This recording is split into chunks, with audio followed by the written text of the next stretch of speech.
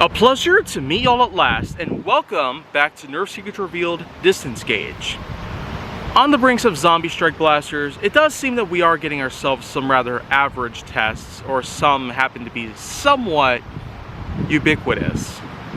But yet let's get on to one that's a bit more recent than others. I am of course speaking about the Zombie Strike Ghoul Grinder. Man, is this blaster just impressive. It takes the utilization of a power tool out there, the grinder, and well, it basically just puts that into a Nerf blaster. For a Zombie Strike blaster, I'd say this in particular really does have quite a lot to offer. From dart storage in the back here, to having its own removable stock. I'd say this one tries to give the scavenger a bit of run for its money. And speaking of which, well, I just so happen to have the stock on me from the scavenger as well while I'm doing all this. But you know what? That's not entirely what we're going to be focusing on today, because it's time to see if we can find any good range on this blaster. So we're going to go measure the distance for the lowest shots, most middle shots, and highest shots. And we're going to fire this entire grinder portion of it, which has 8 darts built into it. So here we go.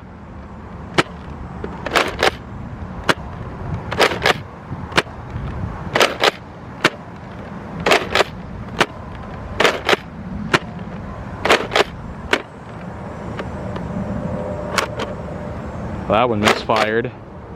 There we go.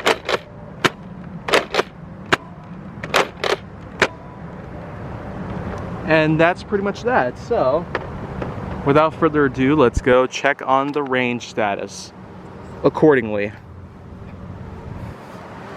So starting off from the 0 foot mark, it looks like we're getting a bunch of darts here, including the lowest shots, which sits right around 37 feet. Then of course, with most of the middle shots that we're seeing, from here and here, there's a rather big gap between both of them, yet we're gonna go ahead and say 48 feet seems to be the high point for most of these middle shots. And maybe the best approximation, the highest shot here sits just behind 65 feet. And so, whether you're wanting to call it at 65 feet for this particular test is more or less up to what I can find here. So 65 feet for the highest shot on the Ghoul Grinder.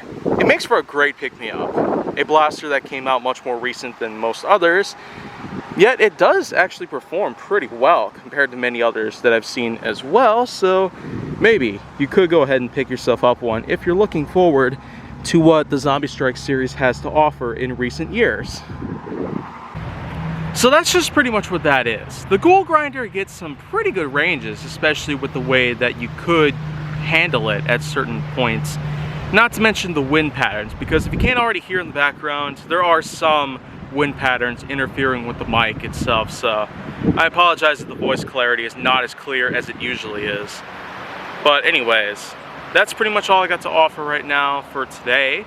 And if you want to see more go down on my channel, then make sure that you like, subscribe, comment, follow me on social media, and stay on the Hollywood side.